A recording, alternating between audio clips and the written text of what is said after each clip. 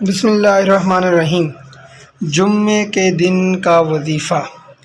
حضرت ابو ہریرہ رضی اللہ تعالی عنہ سے روایت ہے کہ نبی کریم صلی اللہ علیہ وآلہ وسلم نے ارشاد فرمایا کہ جو شخص جمعے کے دن عصر کی نماز کے بعد اپنی جگہ سے اٹھنے سے پہلے 80 مرتبہ یہ درود شریف پڑھے گا: اللہم صلی علی محمد النبی الامی وعلی آلہ وسلم تسلیما، اس شخص کے 80 سال کے گناہ معاف ہوں گے اور 80 سال کی عبادت کا ثواب اس کے لیے لکھا جائے گا۔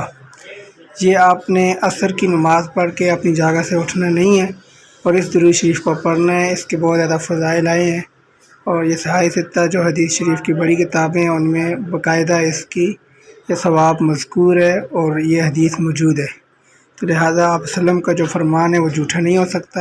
زمین آسمان اوپر نیچے ہو سکتے ہیں، پھٹ سکتے ہیں، لیکن یہ درود شریف آپ نے لازمی پڑھنا ہے: اللہم صلی علی محمد النبی الامی وعلی آلہ وسلم تسلیما، صلی اللہ علیہ وآلہ وسلم۔